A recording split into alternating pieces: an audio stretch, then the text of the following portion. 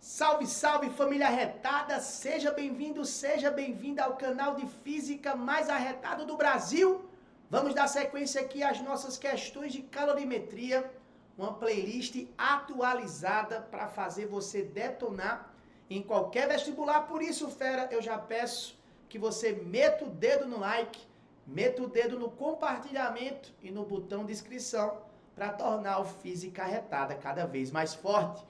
A questão está na sua tela. Olha só, a figura abaixo representa as quantidades de calor em joules absorvidas por dois corpos X e Y de mesma massa em função da temperatura medida na escala absoluta. Assinale a alternativa que preenche corretamente as lacunas do enunciado abaixo na ordem que aparecem. Os valores das capacidades caloríficas Cx e Cy dos corpos X e Y em joules por Kelvin valem respectivamente quanto? E ele também pede, fera, para você determinar a relação entre os calores específicos Cx sobre Cy, né? Fera, lembra que a capacidade térmica, ela é uma característica do corpo, tá? Já o calor específico é uma característica da substância que constitui o corpo. A capacidade térmica, ela mede a quantidade de calor que o corpo deve receber ou ceder para sofrer uma variação de temperatura, né?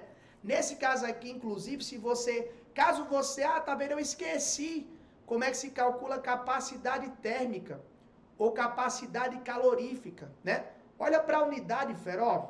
A unidade de capacidade térmica para essa questão está em joules por Kelvin, né? Ou seja, qual é a quantidade de energia que esse corpo deve receber ou perder para variar sua temperatura em 1 Kelvin, beleza? Então, se for para você calcular capacidade térmica,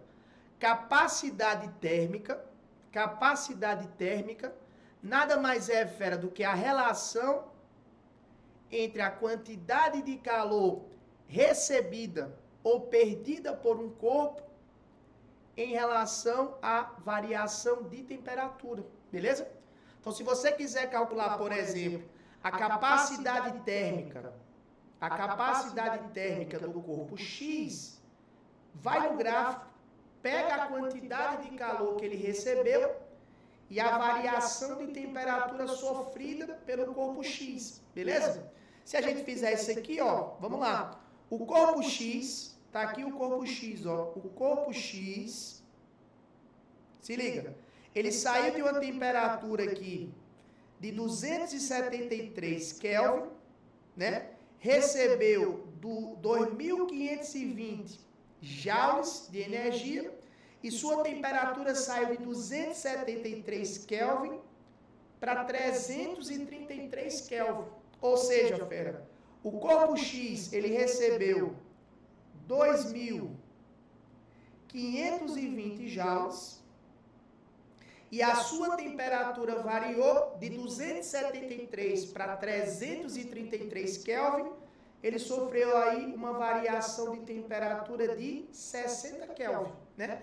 Então, se você pegar aí dos 2.520 joules e dividir por 60 Kelvin, olha só, já de cara esse zero vai embora com esse zero. Se você pegar 252 e dividir por 6, fera, você vai achar 42. Ou seja, a capacidade térmica do corpo X seria 42 joules por Kelvin, né? 42 joules por Kelvin. Já está fora aqui a letra C, já está fora aqui a letra D, já está fora aqui a letra E. Pegou a visão? A mesma coisa você vai fazer para o corpo Y. A capacidade térmica do corpo Y é a quantidade de energia térmica recebida pelo corpo Y em relação à sua variação de temperatura. Se você for para o corpo Y, vou destacar aqui, ó. Está aqui o gráfico do corpo Y, né?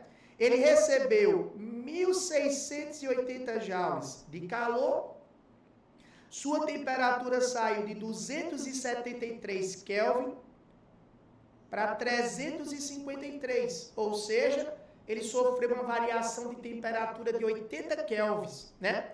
Ou seja, ele recebeu 1.680 joules de calor e sua temperatura variou 80 Kelvin.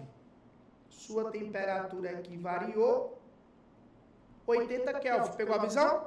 Se você fizer aqui a simplificação, ó, esse zero vai embora com esse zero. Se você dividir, fera, 168 por 8, isso vai dar quanto? Vai dar 21. Então, a capacidade calorífica, né? A capacidade térmica do corpo Y, 21 joules por Kelvin, né? Opa, nós já temos aqui a alternativa, ó, 21 joules por Kelvin. Já seria a alternativa B de bola. Mas vamos provar que o calor específico, né, da substância X em relação ao calor específico da substância Y vale 2, né?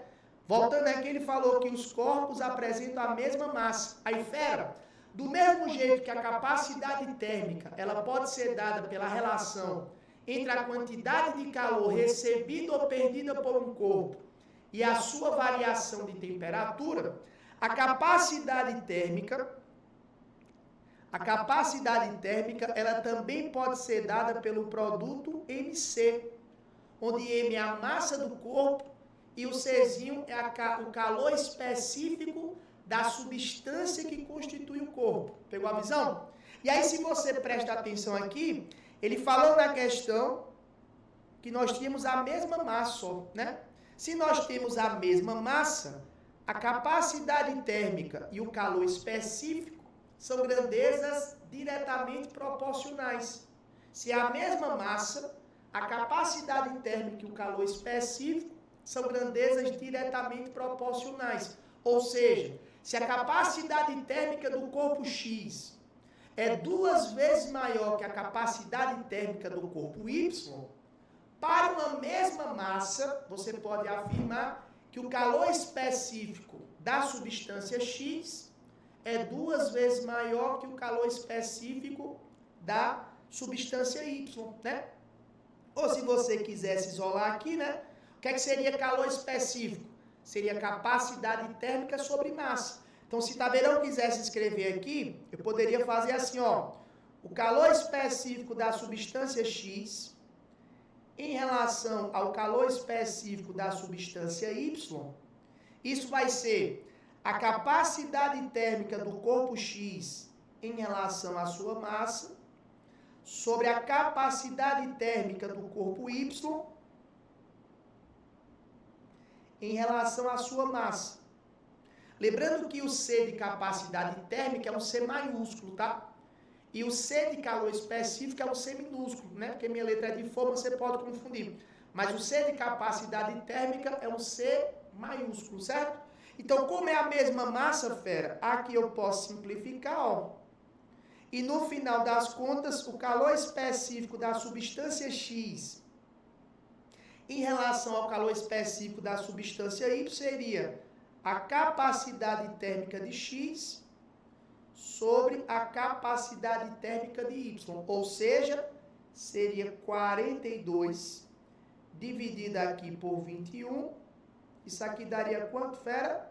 2. Pegou a visão? Portanto, para essa questão, a alternativa correta aí seria a alternativa B. De bota o dedo no like, bota o dedo no compartilhamento e bota o dedo na sua inscrição, fera. Porque aqui no Física Arretada, o sucesso é treinável e o trabalho devolve. Até a próxima, fera. Valeu!